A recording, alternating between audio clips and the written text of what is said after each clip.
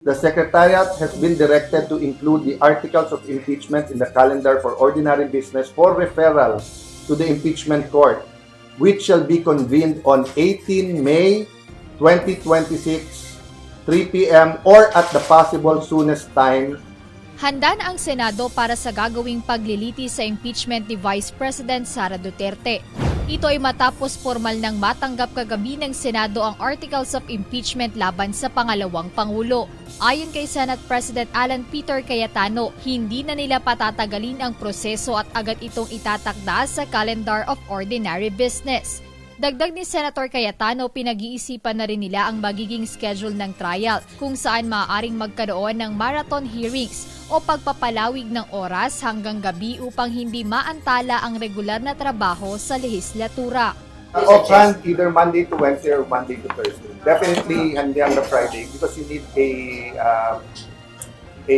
motion day. Diba? So, and the question for me, the bigger question to me, is it Monday to Wednesday whole day, and then Thursday may committee hearings, or is it Monday to Thursday, half day hearings, half day, ano? So definitely mag-extend kami, di ba? So kung dati nag-hearing ka either 9, 10 o'clock hanggang 2:45 or 3, and then 3 to 7 or 8 yung ano, nagagawa naman namin sa budget yung magdamagan eh. Hindi pa makapagbigay ng tiyak na petsa si SP Cayetano kung kailan formal na magsisimula ang paglilitis. Ngunit tiniyak niya na susundin nila ang objective calendar base sa rules at naaayon sa konstitusyon. Once you convene and issue the summons, diretso na yun. Yung trial proper po ay after all the procedures. Susundin mo lang yung number of days. So walang delay yun. Kung ano na sa rules, kung ano na constitution. Sir, Yan. but the trial proper maybe in June? Sir, the trial proper July? I don't want to preempt the calendar. But if it's 15 days, so we will follow. Actually, what we're doing now after the meeting that's seeing you, we're gonna make a draft calendar. So the calendar will not be based on anything that is discretionary. It will be based on objectivity. So kung nakalagay sa rules, ganitong number of days para sumagot, this number of days sumagot, then trial na kaagad. Samantala sa gitna ng mga usaping ito, kumpiyansa naman ang kasalukuyang liderato na nagkakaisa ang mayorya pagdating sa inihahandang plano para sa impeachment. Sa kabila ito ng mga ulat na may mga pagtatangka mula sa minority na himukin o takutin umano ang ilang miyembro ng majority para bumaliktad.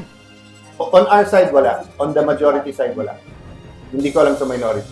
Pero SP, Diba? I'd like to consult them but I'll only see them on Monday. Medyo busy sila ngayon na tinatry kausapin yung mga miyembro namin na sumali ulit sa kanila.